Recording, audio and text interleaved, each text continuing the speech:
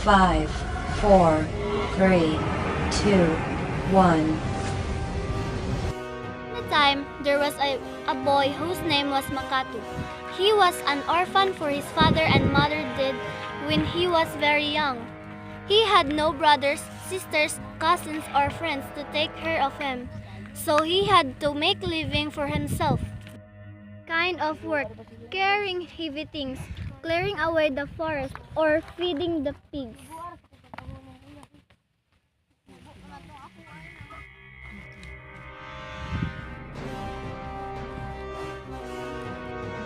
He never idled, although he was paid only small wages. He was satisfied. He knew that if he would not work, he would starve. Wherever he went, his employers praised him for being sensible, hardworking, good-tempered, and cheerful. One fine evening, after he had finished chopping up a big pile of wood, he sat down to rest and thought of all he would like to do in the future. He wanted to try his luck in the far-off strange lands, for he longed for exciting adventures. What are you thinking about? I would like to go on a journey for adventure. I wish I could. I heard that the land is fertile and the people are kind. I wish I could see the land for myself. The land you wish to go is called Sukhothai. Brarang Sukhothai is a very kind-hearted king. You might be lucky if you go. Sometime later, Makato decided to try his fortune. He left his village and set out in the wide world. He walked along cheerfully, enjoying new insights and talking to the people he met on the way. After a month's journey, he reached a village on the boundary of the kingdom of Sukhothai.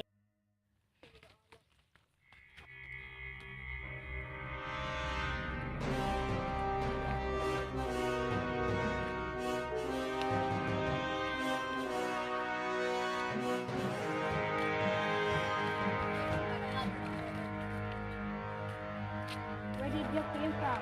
Why are you here alone? You look as if you come a long way. Thank you. Who are your father and mother? Haven't you any family? I came from the city of the moon, over there. Good heavens, have you really come from moon? How is that you are traveling alone, such a young boy as you are? I wanted to see Paramount of Sukhothai. You are very determined. You are a very determined boy. Come along with me. Who knows, you might see Praroang someday. Roang someday.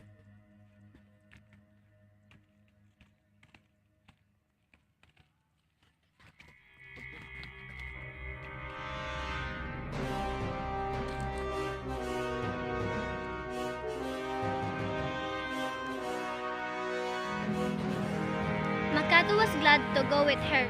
If he could work with this kind of woman, he would have a place to sleep, some food to eat, and perhaps someday he might be lucky enough to see the king.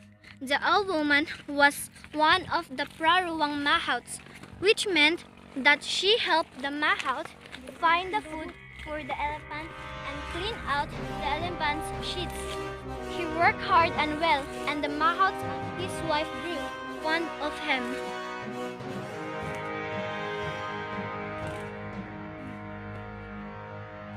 One day, the sky was clear and the weather so fine. It seemed to Makato that it must be a lucky day. As he worked in the elephant's sheets, a tall young man in a splendid costume, followed by attendants, came in. It was Praruang himself. Makato bowed low at once with his hands clasped together before him. His heart beat fast. Where I came from? How was it me? A good-looking and hard-working boy. Take good care of me. As the king walked away, Makato saw a little cowrie shell lying on the ground.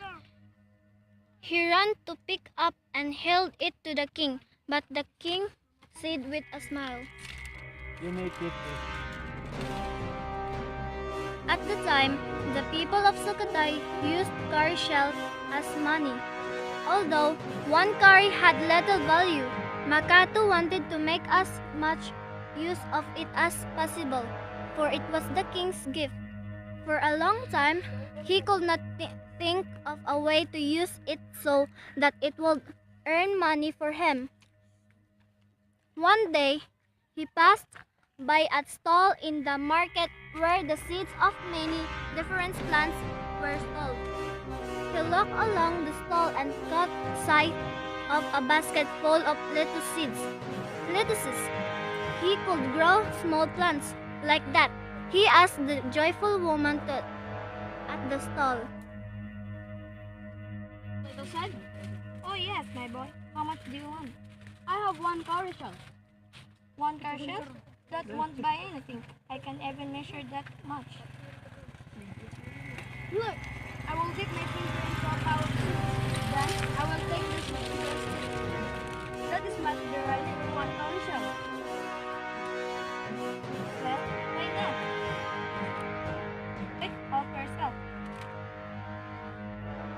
Makatu paid the woman his one cowrie shell. Then he dipped his finger to the pile of seeds. When he pulled his wet finger out, it was covered with seeds. He carefully scraped them off his finger into the palm of his hand and went away, happily clutching the seeds. Now that he had seeds, Makatu broke the soil and sowed them at once. He watered the seed bed every day, and soon the young plants appeared. Day by day, he cleared more ground and planted more little seedlings until the kitchen garden was covered with them. He was very proud of himself because he had done so well. I wish I could give the king some lettuces. One day, the king passed by the elephant's sheds again. Makatu waited for an opportunity, then knelt down and proudly presented his biggest lettuces to the king. Patay. Where did you get this? I grew from the cowrie shell you gave me. How could you do that? The whole story. The king was impressed with his intelligence and industry, so much so that later on he gave Makatu a job in the palace. As the year passed, Makatu grew tall and handsome. He mastered every grace and served the king well. He was so loyal that the king trusted him absolutely. He was promoted to higher positions until he was given a title of Kongwang, which meant that he was the most important person in the king's court.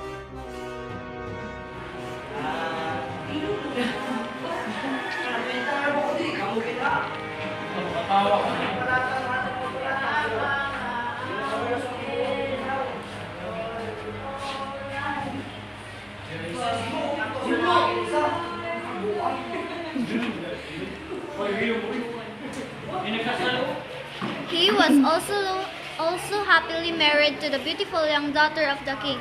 After that, the king made him the ruler of the moon. Girl, do you accept this boy with your heart and your soul? Yes, I do. What about you, boy? Do you accept this girl with your heart and your soul? Yes, I do.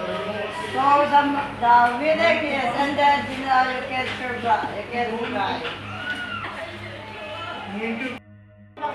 So it was that Makatu, who had once been a poor orphan, became the king of the prosperous kingdom, and they lived happily ever.